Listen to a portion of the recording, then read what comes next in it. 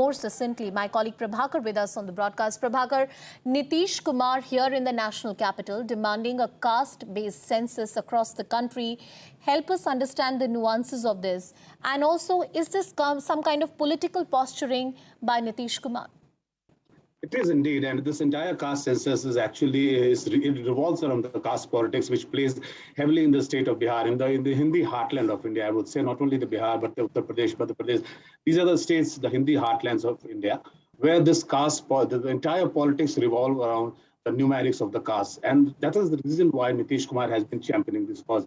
If you remember, twice this resolution was passed by the Bihar State Assembly, where the state assembly, including all the parties, the opposition parties and the ruling coalition parties, they demanded that there should be a national caste census. Now Nitish Kumar has taken it forward. Nitish Kumar now today is parked in Delhi. He's meeting the Prime Minister, and he is there with an 11-member delegation, which includes the members of BJP, interestingly, and also the opposition leaders, including Tejasvi Yadav, and all the opposition party representatives are there.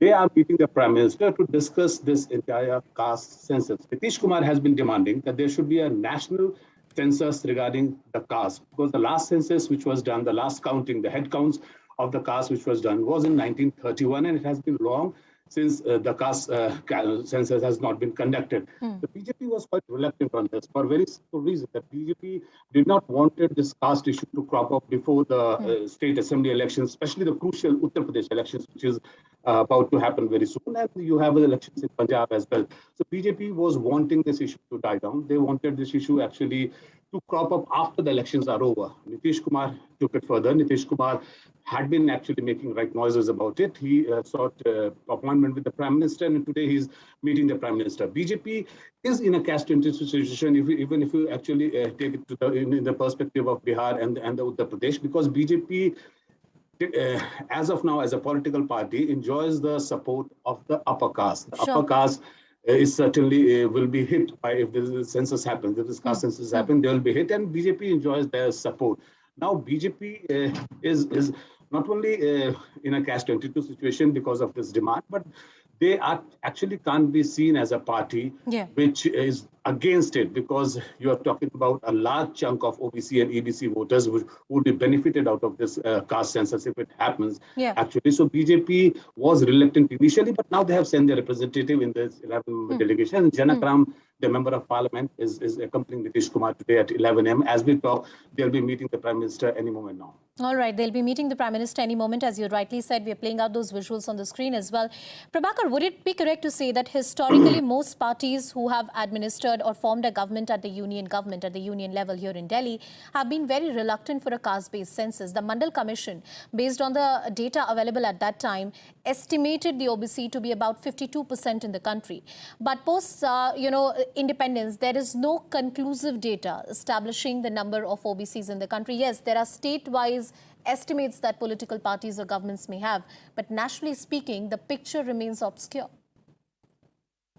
Yeah, exactly. That is the point Nitish Kumar is trying to make. He's saying that few of the states, they have the data with them. But if you talk about India as a nation, the last census, as I told you, was conducted in 1931. So we still are working on a very old data which we have. And all our policies, which we actually, the governments actually made for the welfare of the people who are downtrodden, the people who are deprived, those data, those policies are based on the data which is decades old. So they want a new data actually, and this why the BJP was apprehensive about this. Because you are actually letting the cat out of the box. This is a very sensitive issue. Prabhakar, I'm just interrupting you for a second. Nitish Kumar is at the residence of Prime Minister. The visuals we are playing out on the screen right now.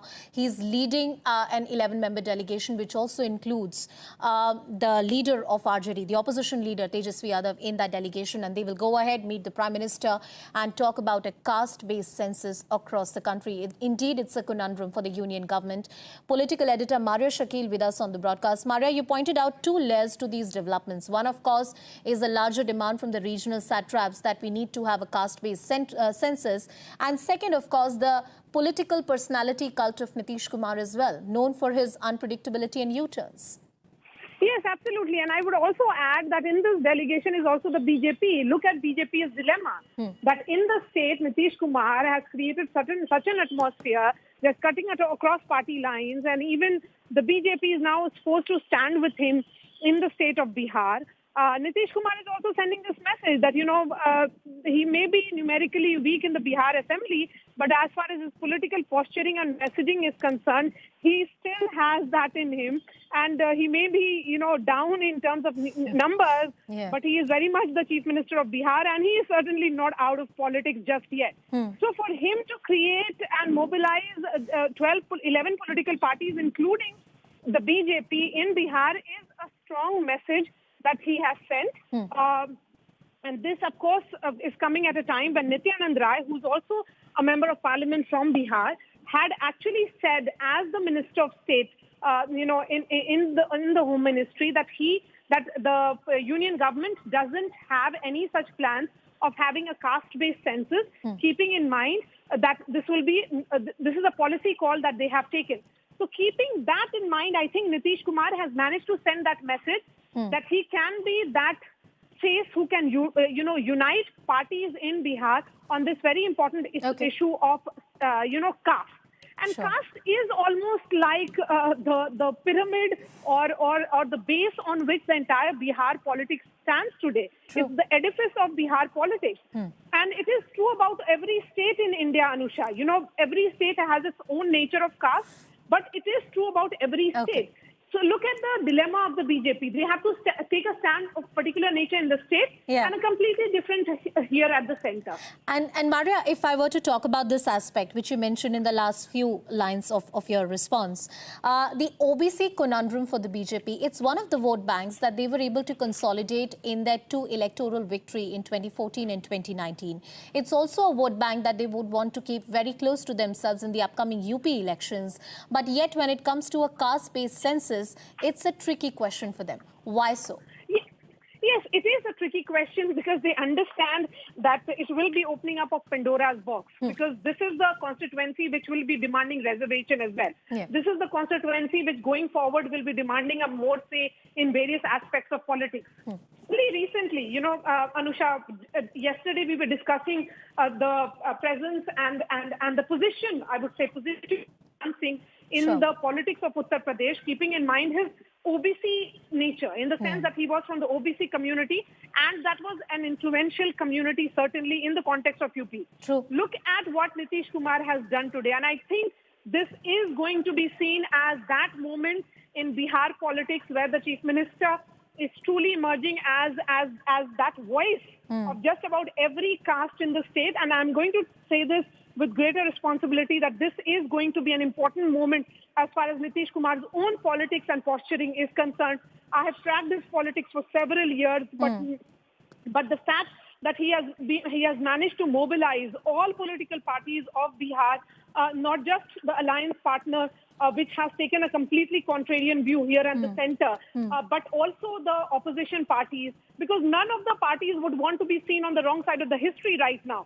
Because this is about sending a message that as far as caste is concerned, assessment of the caste is concerned, measurement of the caste numbers are concerned, they should be standing with the correct assessment of it. And that is the reason why when we look at these visuals, Nitish Kumar is sending a message again, as I have been saying, that he may be down numerically, but he is certainly not out. I'm going to pick up from that line, Maria, as you say, that he may clearly be down, Nitish Kumar, but he's not out. And he's reiterating that fact when he reaches the PMO, those visuals on the screen right now.